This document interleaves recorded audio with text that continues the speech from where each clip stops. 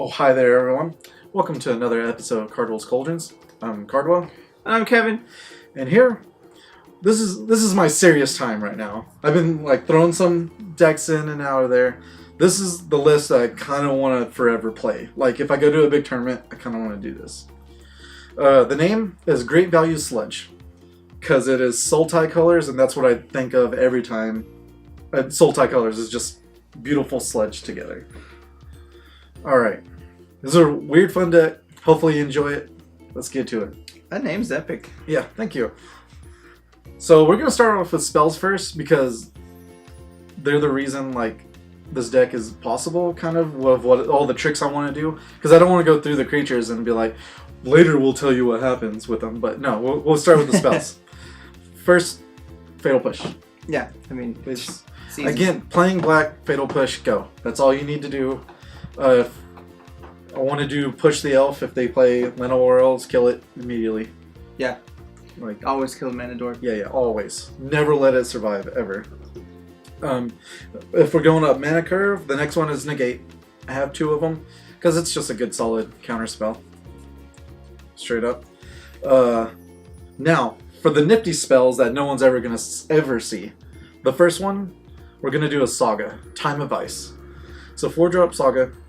The first 2 abilities are the same. So tap target creature. It can't untap as long as you control Time of Ice. Now, if it somehow gets removed and it comes back into play, it's a separate Time of Ice. So they can untap the certain creatures. The third one, though, is return all tap creatures to their owner's hand. So after you draw, if they attacked you, the dudes that are still tapped goes to their hand. Super good.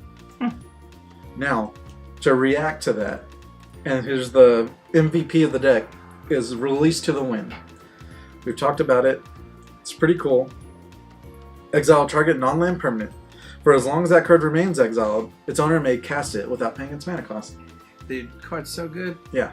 So remember that, because that's the main cornerstone of the whole deck of what we get to do. And like I said, with Time of Ice, the 3rd level Saga goes on the trigger, and it doesn't exile because it has to fully go. So in response to the trigger, you release to the wind, and you got a free Time of Ice again. Trigger happens, they bounce it all. Enchantment is sacked, there's no enchantment, whatever, it's cool. Then you can play it again for free, because that's Release to the Wind. Now, As Foretold, Kevin, could you go ahead and talk about this card? Okay, so As Foretold is 3 mana enchantment. At the beginning of your upkeep, put a time counter on As Foretold. Yep. Once each turn, you may pay 0 rather than pay the mana cost for a spell you cast with a convert mana cost X or less. X or less. Where X is the number of time counters on this card. So think Aether Vial from Modern. Yeah. That's literally the same card. Yep. It's worded a little differently. Like Aether Vial, you have to tap to do things and tap to use it. And cast stuff for free and all that. This one just lets you do it once per turn. And you just pay 0 instead. Yeah. Their turn, my turn, all turns, This one actually allows you to pay 0 as the cost, so you actually get to cast the spell, whereas the vial, you just put it into play. Exactly. And cast is the key word here, which we'll get to. I said, for the creatures. It's pretty cute. And it allows you to play something and hold up a counter spell for free. Yeah, it's pretty good. Since I actually have the deck built, I'm actually going to run it this Friday, if I can. And I don't know. I've been just playtesting it myself, and to get it turn 2, which I'll show you with Llanowar Elves, it's just amazing. Yeah, As Foretold is real good. It's really powerful, but I've been waiting for Llanowar Elves to be...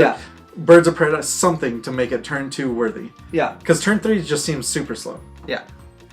Alright, the next one, Liliana, Death's Majesty. Planeswalker that doesn't seem to get any play, which is kind of sad.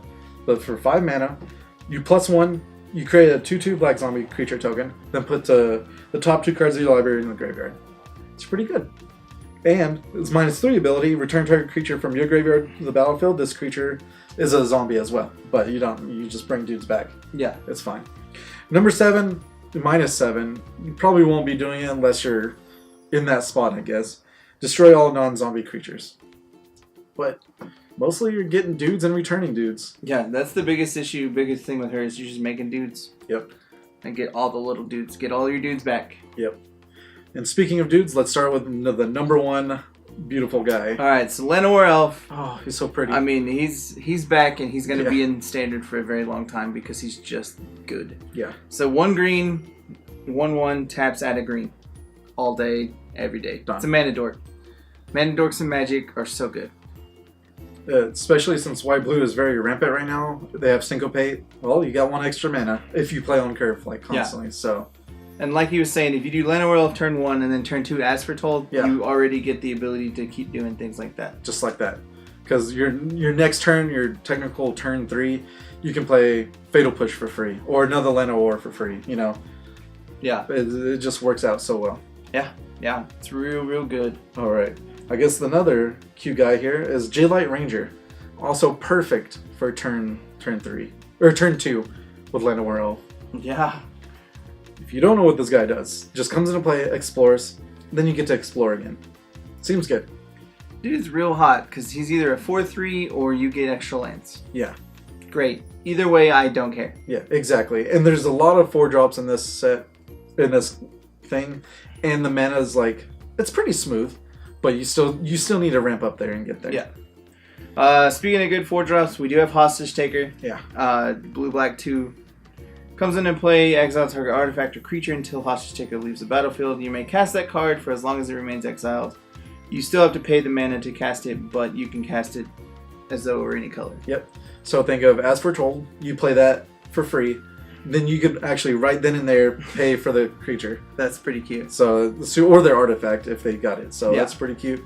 And also Release to the Wind, after you pay for that creature, hey, you get to do it again. Yeah, great. Let me blink my dude, Taker. Pay it for free next turn, pay for the mana, grab your dude. Yeah, just pretty good. Super, that's why it's called Great Value Sludge. Like, there's a lot of hopefully value town stuff that you can get with all these. Yeah. Another great just value card, Ravenous Chupacabra. Just had to. I mean, it's a 2/2 for 4 when it comes into play. Destroy target creature an opponent controls. Yeah. It's a dog that kills anything it needs to. Exactly. Get out of my life. You're a big thing. I don't want you here. Be like, oh, that Lawyer Dawnbringer that you paid $50 for? I killed it with a $1 uncommon. Thanks. Yeah, the Chupacabra's just good. It's just good. And especially if you could bounce it, bring it back with Liliana, all that fun stuff. Yeah. Alright. We got Rashmi, Eternities Crafter. Now, this is definitely a Cardwell card, as I've been told. It is a Cardwell card. I kind of like it a little bit. So it's the newer version of Cascade, really. Yeah. So it's 4 mana, 2/3. When you cast the first spell each turn, reveal the top card of your library. If it's an online card with less than mana cost of what you cast that other card. Yeah, you may as well. So. Yeah. You may cast it without paying its mana cost. If you don't cast the card, put it into your hand. So it's all your spells are cantrips. Yeah, so you're either gonna draw a card or get a free dude. Yeah. Get a free spell, whatever. Anything. And it makes everything. It makes the first spell have Cascade practically. Yeah. Is what it's called. Is how you can look at it. I ran it really well with my. I guess last year. I guess my band deck Flash. It was super good. I've been wanting to do it, but now since I could play at turn 3 as well with Llanowar, and it's each turn. So you counter their spell, you draw a card. Oh yeah. So or play a Flash, anything like you just draw a card. All right, I'll let you talk about your babies. All right, my first baby, Traxos, Scourge of Kroog. If you watch the review of Dominaria, I love this card. I don't know why. Because it's a 7/7 for 4. Big dude, right? Sad thing, he has trample. That's why he's so beautiful. But he comes into play, enters the battlefield tapped. He doesn't untap at your untap step unless you play a historic card spell. Which is, as you can see, the sagas, the legendary dudes that we have. Hopefully by turn 5 or 6 you can untap him. And when you play them turn 3 or 4 and they have to stare at a 7/7. See, I don't know. I'm going to get a lot of hate for this, but I don't really think that card's that good. I mean, just don't. Sorry, guys. I hope I get to play it against you so you can be like, oh, you feel the fear. I mean, I'll still not like it, but I just don't think it's that good. I mean, if you're playing red, you have no worries because you just like, abrade that dude. I don't care. Yeah. But it's pretty cool. Yeah. I like him. To help him untap, and also to help with all the shenanigans, is Josu Vess, the Lich Knight. He's a 4/5 menace for 4, which is just great stats. Yeah, the stats already make him great. Yep. What's cute about him is he has a kicker cost for 6 extra. When he is kicked, enters the battlefield, create 8 2/2 Black Knight creature tokens. With menace. With menace. So with Release to the Wind, you can Release to the Wind him. On your next step, when you have 6 mana, you cast him for free. Additional cost, you pay the kicker. Done. Yeah. So let's say perfect hand, right? Llanowar Elf. Turn 3, you can play Vess. Turn 4, you can Release to the Wind if they try to kill it, or just at the end of the turn. Turn 5, you have him and 8 2/2 black zombie tokens. It's pretty good. It's perfect without anything going wrong. It's super good in just the way it works, because with Release to the Wind or As Foretold, Yeah. either card lets you cast it for free, Yes. and so you only have to pay the kicker cost. Which is 6, which is okay. Yeah, because kicker says you pay an additional cost as you cast this card. So you're casting it, but you're casting it for 0. Yeah. So, great. And then paying 6 for army of zombies is just beautiful. I will do that all day. Exactly. And he triggers Traxos, and he's just, I don't know, he's just an overall solid card. Yeah, he is a very solid card. Yeah. And of course, we have to run it, Torrential Gearhulk. I only have one in the deck because I technically only own one, but it can get Fatal Push, Release, Negate, and that's pretty much it, but it's worth it. And it can untap Traxos because it's an artifact. Yeah, it's super good, and being able to cast it multiple times with Release to the Wind is pretty hot. Exactly. Because any common playability this deck loves, just because you're like, I'm going to do it multiple times with Release to the Wind. Yep. I mean, y'all saw with my Kevin Jank that I got to do it with special things like Jadelight Ranger. It was one of my best, because you're just like, nah, Jadelight Ranger. Yeah, which I have played tested as well, like I said, and it does so well. Like, I need land, so in a turn, Jadelight Ranger, put it down again. Yeah, Release is just a good fun card, and it uses so many common playabilities. Yeah, and it is exile target non-land permanent, so you can target their stuff if you need to get rid of a blocker for the win. Yeah. Or get rid of their planeswalker for the time, or, stuff like that. Yeah. If they're about to ultimate, you're like, I have to do this, get rid of it, and then you can play it again, but I need it gone this turn. Yeah, yeah. Now, I don't have a sideboard traditionally.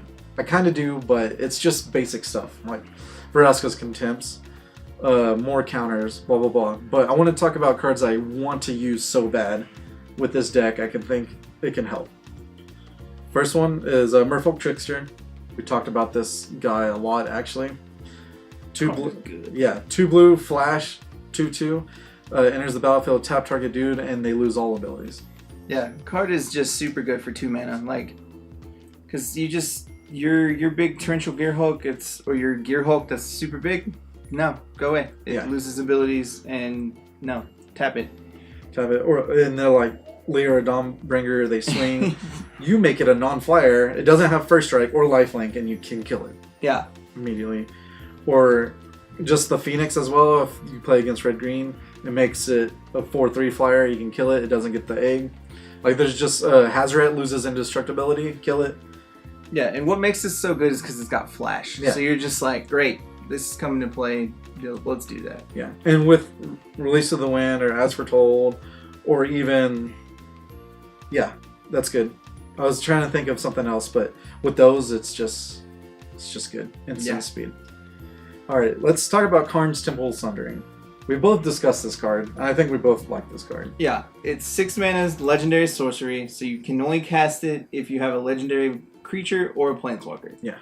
But target player takes an extra turn after this one, return up to 1 target non-land permanent to its owner's hand, exile this card. So it's got a lot of value in itself. Yeah. Just because, I mean, yes, you get to take an extra turn, but you get to bounce something else. So you get to use that whatever again. Exactly. Or you can bounce their dude, relieving you, like, you're not just taking an extra turn and losing a turn, technically, or just doing something extra. You're advancing on the board as you take an extra turn. Yeah. Which is super solid, just in general. Yeah, it's just super good in what it can do. And it's a non-land permanent, so it can bounce their planeswalker that's about to ult or anything like that. Exactly. or bounce a dude that's protecting Planeswalker you can kill on your next turn, you know? Yeah. It's just really solid. And the artwork is gorgeous. Yeah, it's like the best artwork I've seen. Especially from the set. It's very beautiful. Now, an artwork that I also think is very, like, I would actually own a print of this, is Yawgmoth's Vile Offering. We'll talk about this legendary sorcery. So it costs 5. It's a black legendary sorcery. Mm-hmm. Put up to 1 target creature or planeswalker card from the graveyard onto the battlefield under your control. Now, that's their graveyard or your graveyard. Destroy up to 2 target destroy up to 1 target creature or planeswalker. Exile Yawgmoth's Vile Offering. So, I don't know. I feel like it's so good, and I want to use it. Because, like, turn 5 you don't have a Lily, but you have a Traxos, and turn 5 you can kill their planeswalker, or you can bring back one of your planeswalkers, kill their dude or planeswalker. Or if they already have one in the graveyard, you grab their dude and kill their dude. Like, it's also advancing. I think it's a super strong card in what it can do. Yeah. In a deck like this, I think it'll work out really well, just because it gives you the ability to do so much. Because, like you're saying, you get good. It literally brings back any of the dudes that have come into play abilities. Yeah. So, like a Chupacabra, you bring it back, you get to kill another dude, and then it gets to kill a dude. Exactly. So, I mean, like, you have to finish the Vile Offering, so you bring back a Chupacabra, and then the Vile Offering kills a dude, and then Chupacabra kills a dude. Yeah. So. Or if they kill Liliana, then you bring back Liliana and get that wheelhouse going again. Like, it's got a lot of value for what it does. So, definitely is a card to look into if you're wanting to build a deck like this. Yeah. That's why it's a legendary sorcery, because usually for 5, you just bring back a dude in battlefield. Cool. This, you get to kill something, which is finite. Yeah.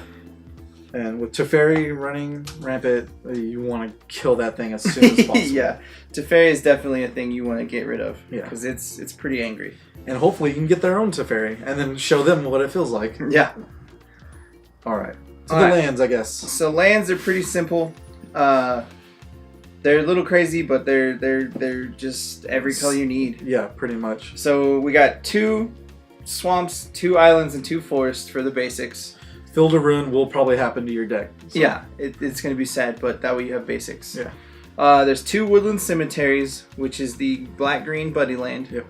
It comes in untapped as long as you control a swamp or a forest. There's 2 of the blue-green Buddy Land, and then 2 of the black-blue Buddy Land. They're all there just to be, hey buddy, we're untapped for free. Yeah.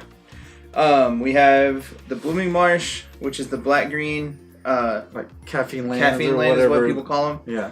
It comes in untapped as long as you have 2 or fewer lands, and then there's 4 of the Botanical Sanctum, which is the blue-green one. Which is perfect because you need turn 1 green as soon as possible. And either one of those lands add green, so you're always going to have the ability to do turn 1 Llanowar with either of those lands. Like maybe one time I've had not any of those while I was playtesting. Yeah. Like they're always showing up, which is nice. And the final land we have is 3 Fetid Pools, which is the cycling land. Then it's either an island or swamp, so it helps your buddy lands. Yep.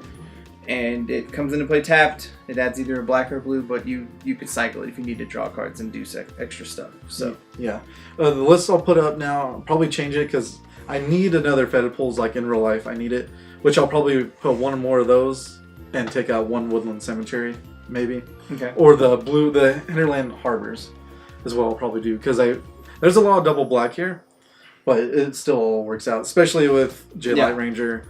Getting all the lands that you need. Yeah, you get the ability to get lands pretty quickly with Jadelights, and Llanowar's helping out a lot. It seems really strong for what it does. I hope so. It feels strong when I play test it. I'll definitely give it a go this Friday. And like I said with sideboard, it just depends. Like I said, what we're gonna show here is the Offering, Sundering, the Trickster, Vraska's Contempt, because you just need that, and probably Duress as well. But besides that, go wild with sideboard, see how it works. Yeah, you see what's in your meta that you need to get rid of in your locals. Also, another one we'll probably put on the list as well for definitely maybe is Gaunty, Lord of Luxury. He helps Traxos. You can release to the wind him. You can As Foretold him. Like, he's just really good for value. Dude, he gives you so much. I've played that dude before, and you're just like, I want this card from you. Thanks. Yeah, exactly. And it mills 3 of their... It doesn't mill them, but it puts 3 at the bottom. So it's 3 threats out of your way. Exactly. So, yeah, especially if they scry or whatever. You're just like, okay, let's get rid of your answers real quick. All right. I hope you enjoy this deck and all the random cards that no one's using that I hope are super good. Like, I feel like they're strong enough. Especially with the current meta right now. Like, maybe mono red aggro is a little hard, but if you just do your sideboard against it, you can block with Llanowar Elves, but that never feels good. But unless you get like a turn 2 Jadelight Ranger that's a 4/3, that'll help. Yeah, that'll definitely help. With that, like I said, the name is Great Value Sludge. The deck list will be down below. And hopefully you enjoyed your stay here at Geektopia Island. Have a good day. Bye. Be sure to like and comment on the video. And to get our latest and greatest, go ahead and hit the subscribe button as well. And to get notifications, there's also a little bell that you can hit. Now, if you want to look at some old deck tech videos, go ahead and click to the right. And if you want to see them in action, click the videos below. Thank you.